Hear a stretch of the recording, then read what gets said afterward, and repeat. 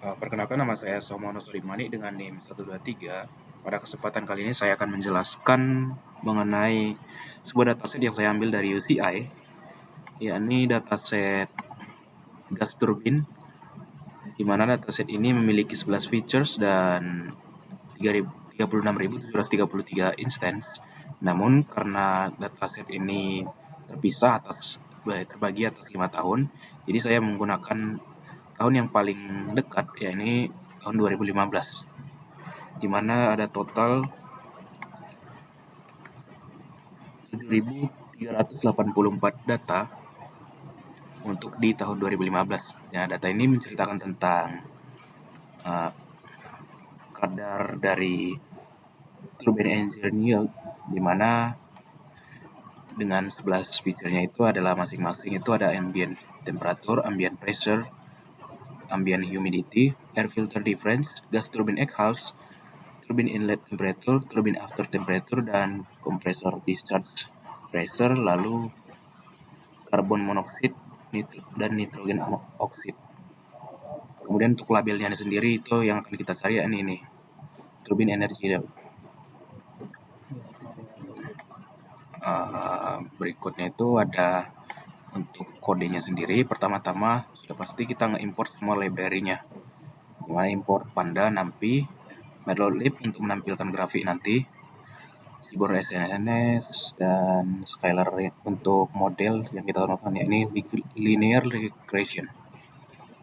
Kemudian ada matriksnya itu untuk mean square error, R2 score, dan mean absolute error untuk menunjukkan hasilnya nanti. Kemudian ini untuk pemisahan di bagian trend test split, learning curve, dan juga cross validation. Kemudian ini untuk Z-score untuk menilai skor dari outliner nanti. Selanjutnya itu adalah nge-import dataset, lalu dimana kita mendapatkan itu tidak ada data set yang null atau tidak ada data yang kosong. Ini untuk memeriksa missing values. Kemudian berikutnya itu untuk memeriksa outlier, di mana outlier ini dicek menggunakan Z-scores dengan thresholdnya itu 3. Kemudian data set yang terindikasi sebagai outlier itu akan dihapus. Jadi dapat hasilnya itu hanya tersisa sekitar 7.012 data. Kemudian melanjut ke normalisasi ini, saya akan mengubah datanya dengan menilai dari nilai minimum dan maksimum, kemudian diubah menjadi nilai dari rentang 0 sampai 1. Ini untuk hasilnya setelah dinormalize. Kemudian berikutnya adalah memisahkan dari data training dan data test, di mana data test itu kita masukkan itu untuk TY tadi, untuk label tadi. Kemudian kita ngedrop dari data itu si TY untuk X-nya nanti. Kemudian ini di split, saya membuatnya itu 9/10, 9/1 untuk database dengan data training dan data testnya. Kemudian ini adalah hasilnya untuk dimana ada 6.310 data training dan 702 data test. Kemudian ini adalah regresi linear. Mohon maaf ada salah judul. Regresi linear dengan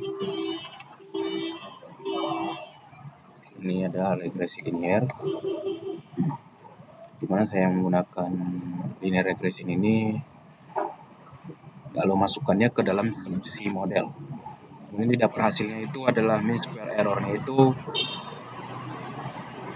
sekitar 36%, di mana data ini terbilang cukup baik untuk mengatasi ketidakseimbangan dari prediksinya. Kemudian ada R2 score, di mana mencapai titik yang cukup tinggi untuk sebagai model prediksi. Kemudian ada mean absolute error, di mana ini merupakan nilai absolut dari rata-rata errornya.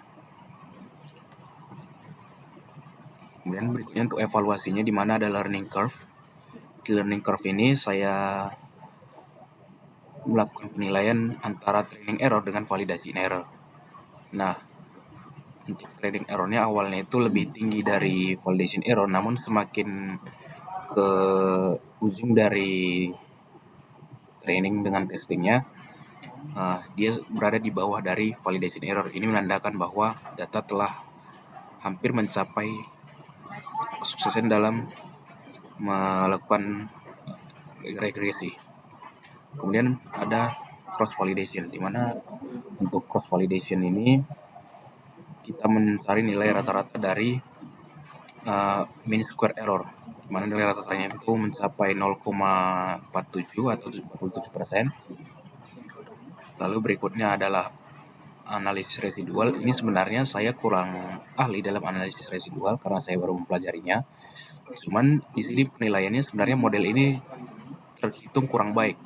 Mengapa? Karena data sebarannya itu semakin melebar dari titik garis nol ini.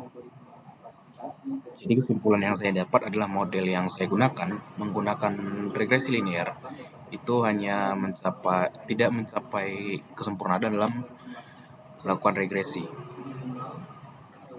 Sekian yang dapat saya jelaskan. Mohon maaf apabila kesalahan karena saya kurang ahli di dalam mempelajari regresi.